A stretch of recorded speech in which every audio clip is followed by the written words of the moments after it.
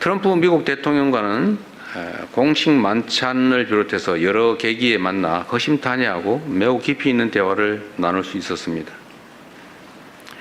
특히 마크롱 프랑스 대통령이 일부러 만찬 자리에 트럼프 대통령과 저 이렇게 자리를 붙여주셨다고 저한테 말씀하셨습니다.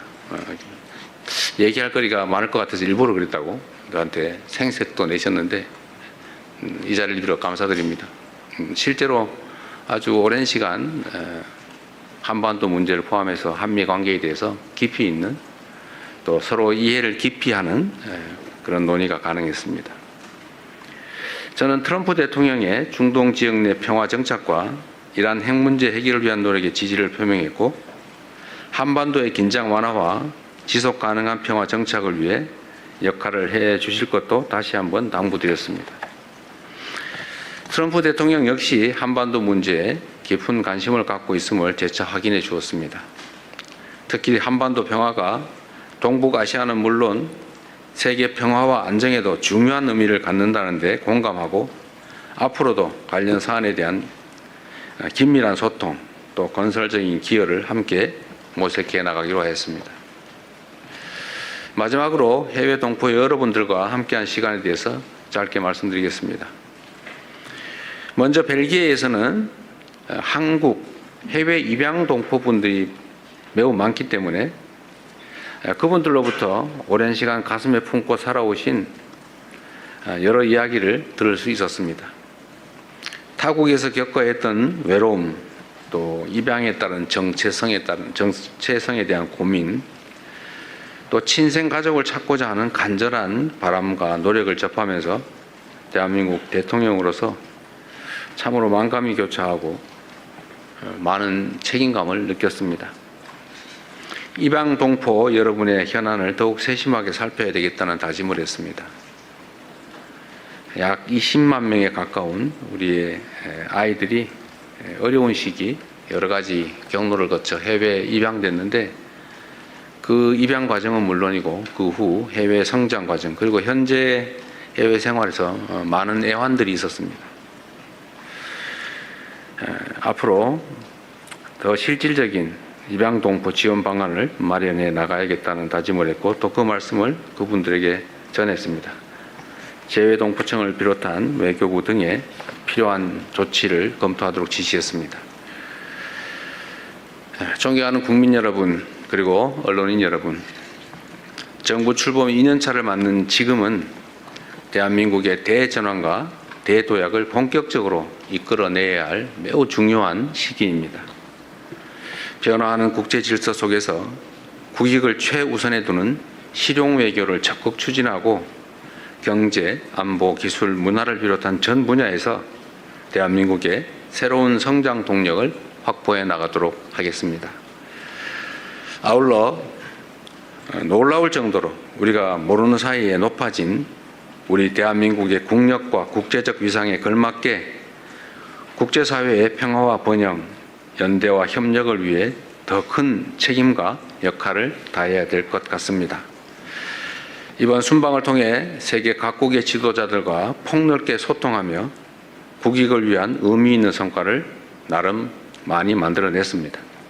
순방의 성과가 우리 국민 여러분의 삶과 대한민국의 미래의 실질적인 결실로 이어질 수 있도록 최선을 다하겠습니다. 순방 기간 동안에 보내주신 우리 국민 여러분의 관심과 성원에 감사드립니다. 보내주신 기대와 신뢰에 더 큰 성과로 보답할 수 있도록 더욱 낮은 자세로 더 큰 책임감으로 국정을 수행해 나가겠다는 약속의 말씀을 드립니다. 감사합니다. 네, 이어서 질의응답 시간을 갖겠습니다. 먼저 순방 성과 관련해서 좀 질의 먼저 받았으면 합니다. 네, 앞에 KBS 손서영 기자님. 네, 안녕하세요. KBS 앉아서 하시죠. 김서영입니다. 예, 그럼 앉아서 하도록 하겠습니다. 트럼프 대통령과 이제 많은 대화를 네. 틈틈이 나누셨는데 그 한반도 평화에 대한 기여를 언급하시면서 중동 문제를 해결한 것처럼 이 한반도 문제도 해결해달라 이런 주문을 하셨습니다. 이 중동 문제 해결이라는 부분에 어떤 함의가 있는지 좀 궁금하고요. 그리고 또 트럼프 대통령께서 강한 지도자라는 평가를 하셨는데 대통령께 구체적으로 어떤 역할을 주문한 게 있으신지 여쭤보고 싶습니다. 중동 문제를 해결한 것처럼 한반도 문제를 해결해 달라가 이게 약간 두 가지 의미가 있을 수 있는데 어쨌든 문제가 있는데 관여해서 문제를 완화한다, 해결한다는 뜻에서는 한반도 문제가 동일하지만 중동 문제를 해결하는 것처럼 그런 방식으로 하면 안 되겠죠. 예, 뭐 그 점은 분명합니다. 한반도 문제에 대해서 좀 이따 말씀을 드리기로 하고, 네, 트럼프 대통령께서는 어쨌든 뭐 만찬 자리에 90분이 넘는 긴 시간에 옆자리에서 계속 대화할 기회가 있었기 때문에 정말 깊이 있는 대화가 가능했습니다. 오히려 정상회담 시기보다 훨씬 더 나았던 것 같아요. 뭐 그 과정에서 뭐 강한 지도자라는 뭐 표현도 여러 차례 해주시기도 하였고, 아마 그게 존중의 의미라고 생각합니다. 한반도 문제, 그다음에 한미 관계, 이게 뭐 가장 중요한 문제고, 그 중에서 가장 뭐 긴 대화를 한 것은 사실 북핵 문제죠. 앞으로 북핵 문제를 어떻게 접근할 것이냐. 트럼프 대통령께서도 막 14일인가 뭐 며칠 전에 김정은 위원장하고 함께 뜰을 거니던 사진을 SNS에 올렸습니다. 그 말씀도 하시더군요. 자기가 올렸다고. 본인이 올렸다고 말씀하시면서 이제 북한 문제에 대해서도 관심을 가져야 될 때가 됐다 이런 말씀하셨습니다.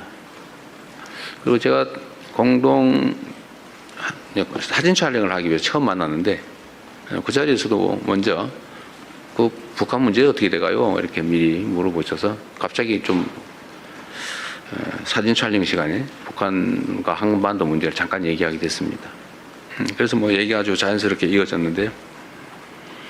제가 드린 말씀은 트럼프 대통령께서 하신 말씀의 핵심은 북한도 이 핵무기를 현실적으로 보유하기 이전 단계에서 뭔가 가능한 조치를 했어야 되는데 못해서 아쉽다 이런 말씀을 하셨습니다. 저도 물론 뭐 그 점도 그 점이지만 지금은 다른 나라를 대하는 방식으로 북핵 문제를 접근하면 안 된다 라는 점을 분명히 말씀드렸습니다. 뭐 그 점에 대해서 본인도 동의하셨고요. 근데 해결 방안이 마땅치 않다는 생각을 가지고 계셨고 그게 고민이었던 걸로 보입니다. 그래서 북핵 문제에 관한 우리의 입장을 좀 자세히 설명을 했어요. 이게 일률적으로 한 번에 처리가 불가능하다. 예를 들면 북한은 우리의 판단으로는 뭐 일정 수 이상의 핵무기를 실제 이미 보유하고 있는 것 같고 또 연간 10개에서 20개 정도의 핵무기, 핵폭탄을 만들 수 있는 핵물질을 계속 생산해내고 있고 또 그 투발 수단, 핵무기라고 하는 게 그 자리에서 뭐 쓸 수 있는 건 아니니까 어딘가를 멀리 보내서 사용하는 건데 소위 투발 수단, 옮기고 떨어뜨리는 그 투발 수단으로 ICBM 대륙간 탄도미사일을 뭐 단거리, 중거리 미사일 이미 다 개발했고 대륙간 탄도미사일은 거의 마지막 개발 단계에 있는 것으로 보여진다. 근데 이런 상태에서 그냥 원론적인 얘기를 서로 하면 이게 접근이 불가능하다. 북한은 비핵화 얘기를 하지 말고 핵 보유를 인정해야 대화하겠다 이러고 또 국제사회 입장에서는 비핵화를 포기할 수 없는데 이러니 대화 자체가 되지 않는다. 그래서 우리가 제안했던 것처럼 단계별로 좀 목표를 나누자. 단기 목표, 장기 목표를 나눠서 일단 단기적으로는 이 현재 추가의 핵물질 개발을 하지 않는 것, 그러니까 추가 생산을 안 하는 것, 중단하는 것, 또 핵물질의 해외 반출을 하지 않는 것, 또 ICBM에 더 이상 기술 개발을 하지 않는 것. 쉽게 말해서 중단하는 것만 해도 국제사회에는 이익이다. 그냥 방치하면 계속 상황이 악화된다. 그리고 북한 체제 유지에 필요한 정도를 초과하는 이제 핵물질을 보유하게 되면 아마 해외 반출 욕구가 커지지 않겠냐.